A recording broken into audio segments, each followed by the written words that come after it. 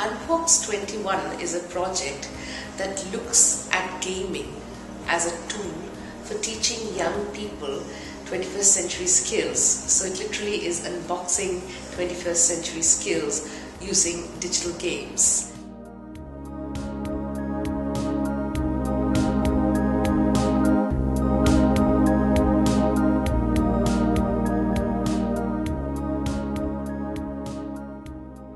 The British Council works with young people through its school program to create a sustainable, peaceful and prosperous world. And one of the things that is needed to create a peaceful and prosperous world is young people who have collaboration skills, 21st century skills, understand diversity and how to cope with different cultures and enjoy it. And one of the things that we hope that the Unbox 21 project will do for teachers and students is give them a fun way and an enjoyable way of learning skills, of getting along, collaborating, succeeding in their workplace, and actually living in a peaceful and prosperous world. So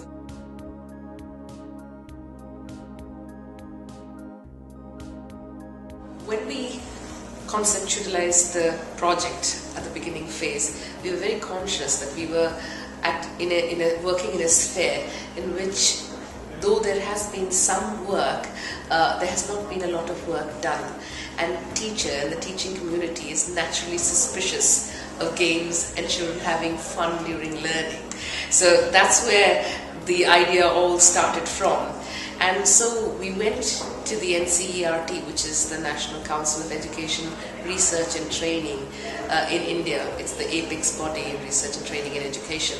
And we spoke to them about it, and they were excited about the idea as well. We looked around the education, training, research scene in Great Britain to see what was happening where in terms of using digital games in teaching. And we found many examples of good practices and sort of giving the academic basis for taking this forward, so that there is a certain rigor and discipline in the way we develop these resources, and then they become truly transferable to other schools and other countries, and sort of becomes a globally useful tool for the British Council.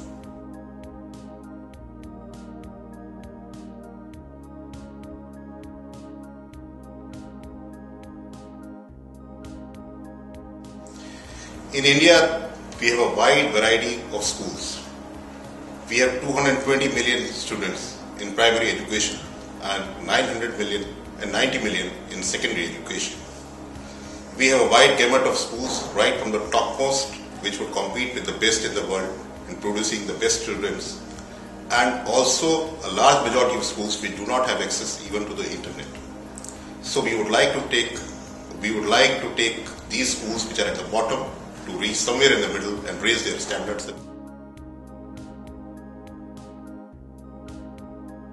Some of the schools are really the topmost, which can compete with the best in the world. They have robotics as an activity for the students, and the students are developing games as an activity in their computer programming classes. But there are a lot of schools which do not have access even to the internet. And here, the Government of India has a program of connecting broadband to all the villages over the next 3 years, which has already been sanctioned, and we are sure that over the next 3 to 4 years, all the schools will be connected. The Government of India has developed a low-cost tablet, which is costing just about $25, and that is being made available to college students. Later on, it will be made available to the school students for use.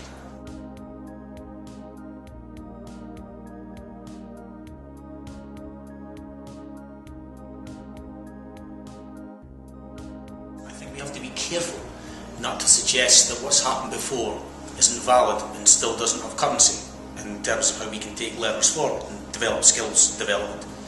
But what we've found with games is that we've got to remember that times change, that the client group, i.e. children who come into school, are coming from a cultural background or a society where there is things of importance of cultural significance to them. And one of those, undoubtedly at the minute, is the world of the computer game. And to dismiss what's happening there, we do it at our peril. So when you look at a lot of these games that have been built for entertainment, what's happening is some incredibly challenging and demanding learning happening within those worlds, and it would be a real pity if schools didn't see what was happening there and possibly exploit it. So fundamentally, what I think is the main advantage about using games in schools and using commercially available games is that you're tapping into a kind of a domain that has got cultural resonance for learners, for young people. It's got cultural relevance, and as a result, curricular objectives can be made more appealing, more relevant, more purposeful if they're situated within a context that children are maybe more willing to situate themselves in.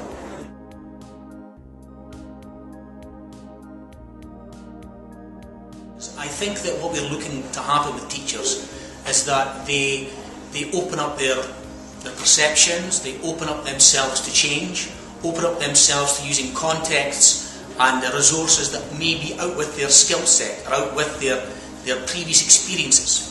Now, as a learner, as a teacher, that is undoubtedly the role of us as teachers to be able to do that. So I think for a teacher to look at something that they possibly wouldn't spend time doing in their own time, and it's not about whether it's good for them, it's what's good for their pupils. And so I think that is what we're looking for, an attitudinal change, a willingness to look at resources that possibly, as I said, are out with their kind of comfort zone, so that they can use those to help situate the learning that they need to deliver and to construct and to nurture within a context that will work for their learners.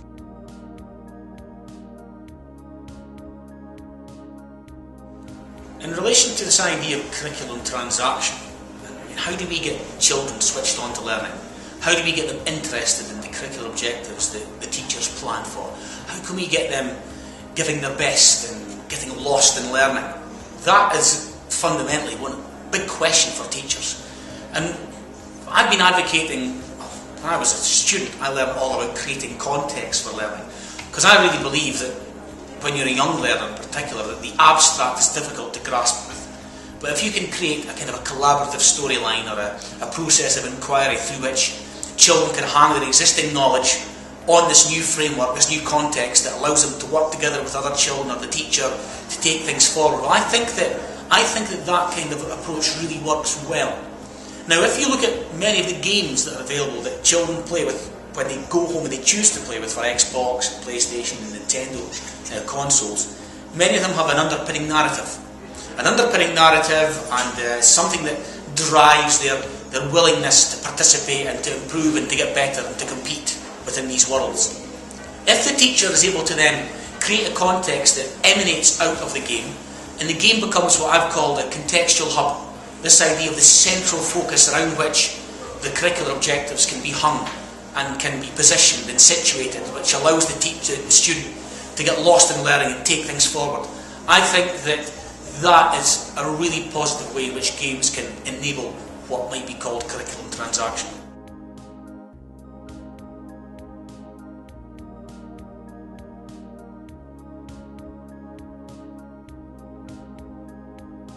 I think on their own, computer games actually probably can't bring about a paradigm shift.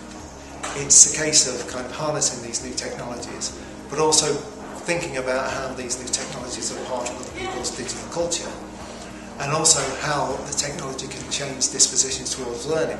What sort of skills are people learning for the 21st century and for the future education, employment and lives generally?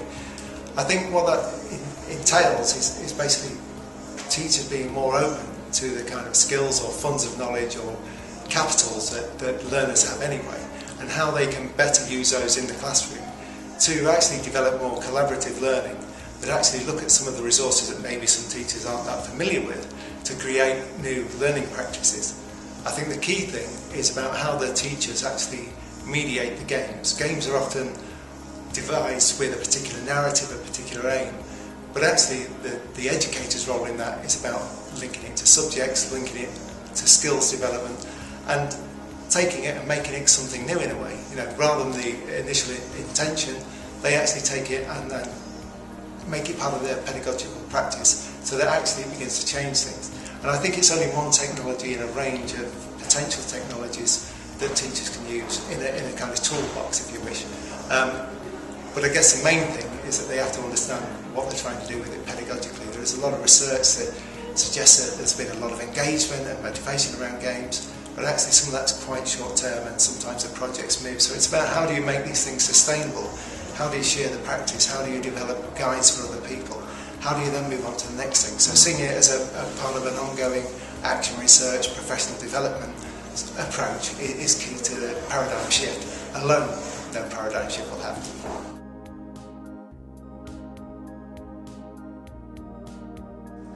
I don't think educators make the full use of technology, and sometimes that's an informed decision.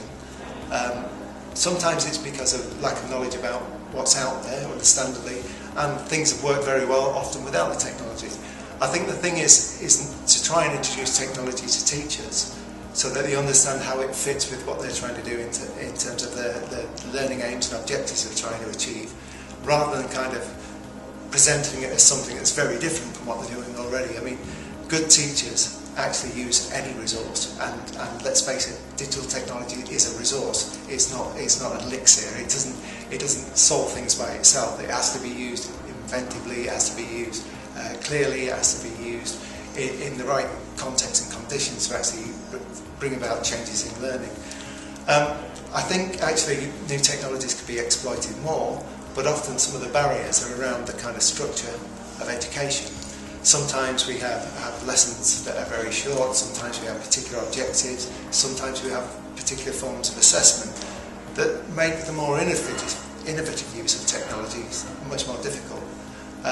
We've seen a lot of case studies where people have started to play with those parameters and barriers, and hopefully with the opening up of the national curriculum, then teachers will start to think about how they might actually restructure their lessons, but particularly how much they might let learners actually become engaged and actually take ownership over some of those lessons, so that the actual lessons become more collaborative and co-constructed.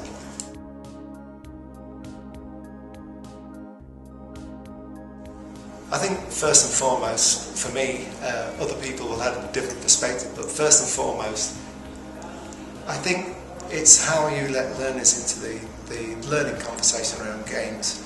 The act of bringing technology into the classroom sometimes, not always, but sometimes allows children to have more of a voice. It's a kind of, it's part of their cultural background, if you want. They're very used to the use of digital technologies. So they often have more of a say than they would if they were learning something that was fixed and in black and white. You know, so there's more of an evening out of skills there. So it does change the learning conversations. And I think the projects that worked best are the ones where there is a knowledge exchange that becomes a blurring between who's a teacher and who's a learner. In fact, one of the ways you learn best is to try and teach other people. And some of the projects we've seen over the years where learners have actually developed something, recreated and changed and developed something new, and then gone on to teach other people, whether it's their peers or their teachers, are the ones that kind of really get people. It gives you that warm feeling, it gives the students a warm feeling, and it's infectious. People want a piece of that. They want to kind of look at that again and to see if they can replicate it. So I think that's really part of changing the culture. I think the other element in terms of the lessons learned will be to build in some sustainability of these projects from the start. There are many small intervention projects, one-offs, and they all work wonderfully for a short while, but maybe the teacher moves on, maybe the class changes, maybe the priorities of the schools are actually refocused, and somehow that dynamism sort of seeps away. I think the important thing is for anybody who's developing either games projects or projects with digital technologies is to think about how that continues after you've gone, letting other people know, but also seeing it as an ongoing iterative process. So you might try something, you might find a lot of problems with it, and it might not be an overall success, but that's the basis for your next stage of learning, introducing another technology to the classroom to try, and kind of making sure that the different people connect, not just within the school, but across schools to share information. I think we've moved to a situation where learning is collaborative on the outside, and we've got all these networks to support it. But I don't think schools are great as yet, probably through no fault of their own, at kind of sharing those resources, sharing those lessons. And I think that's something that needs to be developed in such projects.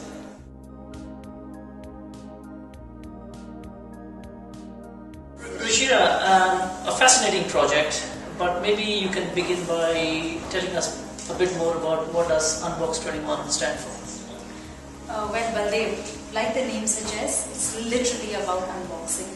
So it's about innovation, it's about thinking out of the box, it's about changing paradigms. So we're looking at how we can introduce games in classroom and how that can actually have an impact on teachers beginning to think differently about their own teaching practices. So that's what Unbox is about. And the 21 comes from 21st century skills, which I'm sure you've been talking about a lot yourself. So using gaming and getting students and teachers to understand how to unpack and develop and embed some of those 21st century skills in the classroom. I mean, a fascinating project, but tell me a bit more about the long-term aspirations of the British Council to be involved in this, I think, a really kind of innovative project. What are the long-term aspirations for the British Council? Baldev, as you're aware, we've been running with school programs for a long time now. With the potential that technology offers today, British Council aspires to harness technology to be able to firstly extend its reach to a much larger number of schools, especially in India when we talk about the scale. As you would know, the number of schools that we are looking at is multiples of thousands. So one way to reach out to a large number of schools is through technology. And second thing, because we talk a lot about citizenship skills, we talk about training young people to become global responsible citizens.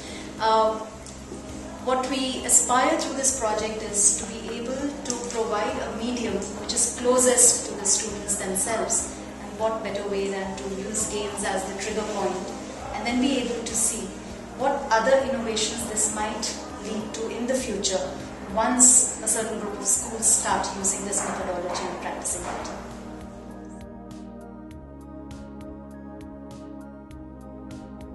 Okay, Baldev, you're involved in this project BC Unbox 21. So tell me what's special about Unbox 21? How is it different from other technology-based projects that you've had experience in the schools or you've heard about? So no, that's a very interesting question, Ruchira. I think when we started planning the project and looking at, and the key driver for this project was to look at changing teaching practice. And really it was, what does innovative teaching practice look like? And one of the characteristics of innovative teaching practices is the importance of student-centered, putting the student at the center of teaching, the teaching and learning process. And what a better way than to have students use games. And we know that outside the schools, students engage with games pretty much. I mean, I don't know what the statistics are, but they use a lot of games outside school. So you introduce games into the classroom. You don't even have to think about the student-centered focus. That's happening. And what you can focus more is on bringing the other characteristics of innovative teaching experiences. So for me, Unbox 21 is an opportunity to really try something which we know works with learners outside school, bringing it into the school, but more importantly, trying to look at how that's going to change teaching practice. Sure. So we will not necessarily the games element is a tool to an end which we want to achieve, which is changing practice, and the fact that we have a teaching community in this project. It's not just based on kind of a theoretical research project. We are actually investing in teachers, both in India and in the United Kingdom, them working together and unpacking. So in a way, it's got all the ingredients, but it's actually driven by how do we make a difference in the classroom? How do the learners develop 21st century skills? And I think anyone who does not think about games as the kind of driver for these two is I think they're missing a trick. So we didn't want to miss the trick, and hence we put games at the center of this project. And I think in that sense, it is different. It's got a strong research focus. It's learning from what's happened in the past, and we did not want to go on that traditional mode of let's just do another project. So we are taking what's happened in the past and then bringing that all into this project and having a very, very strong research focus with one of our partners on this project. What do you think are going to be some of the spin-off effects of this project? What kind of impact can it have, other than what we've already put together in the project? I was listening to one of the delegations from India, and it made me think about the possibilities. I think, in a way, this is the start of the journey, and I think this project can go as far as we like, and the potential is huge. In the spin-offs might be, I think one of the things we know that it's been projected by 2050 there's going to be a shortage of nearly 8 million teachers. So what happens to these students or these learners who are working in this informal or outside school education systems? How do they engage? How do they develop some of these 21st century skills? And I know there are many projects like the Hole in the Wall project where students are engaged using technology, but what a better way to see if games have a potential to engage these learners who do not have access. Now, access to education is one of the big gaps in our current systems. So I think the spin-offs will be huge. There's in India, for example, there's 2 million students, 2 million young people who are outside the formal education system. I would love to see what the impact is going to be of this project, and how do they engage with this content, and how do they develop the 21st century skills so that we do not, because one of the things I think is a risk is we could have a digital divide happening between between young people who have access to and those who don't. And I think this is a tension of what you're starting to see, the riots in certain cities now. And there's a bit of a disconnect between some skills and some getting the skills, some not getting the skills.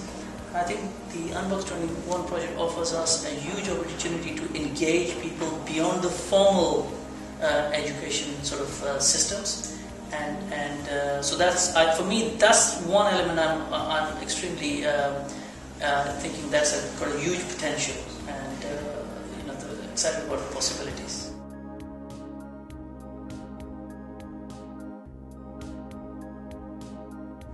I think with the BC Unbox 21 project, I think it's a fascinating challenge first and foremost. I'm really interested to see the successes that we've undoubtedly had in Scottish schools in taking forward this idea of game-based learning. I hope that at the end of the project we will have a set of resources that teachers and practitioners can use to help children develop skills that they will need in their lives. I personally think that there are some real big challenges, but great challenges around the context. Obviously, the UK context is very different to the Indian context, so we have to understand those. Whether those successes can be translated to a completely different cultural context. We're talking schools that are no doubt diverse and rich in how different they are from your everyday school in Scotland. From an evaluation and research point of view, we're very interested in kind of introducing some sort of baseline sort of assessment and evaluation in terms of where teachers are with their experience and where their pedagogies are, and then tracking that through the really important part, which is the process, how things have changed, how their pedagogical practice has changed, and also how they start to share it with others. But I think fundamentally, children are children, and that what works for Scottish children in terms of engaging them and motivating them and allowing them to develop and become great learners will work within the Indian context. I just think we need to find the appropriate contexts and resources that will enable us to do that. And I actually think in the current climate, and particularly in the UK, from what was said by Michael Gove yesterday, projects like this are a way for us as educationists to start thinking about how technologies can be used differently.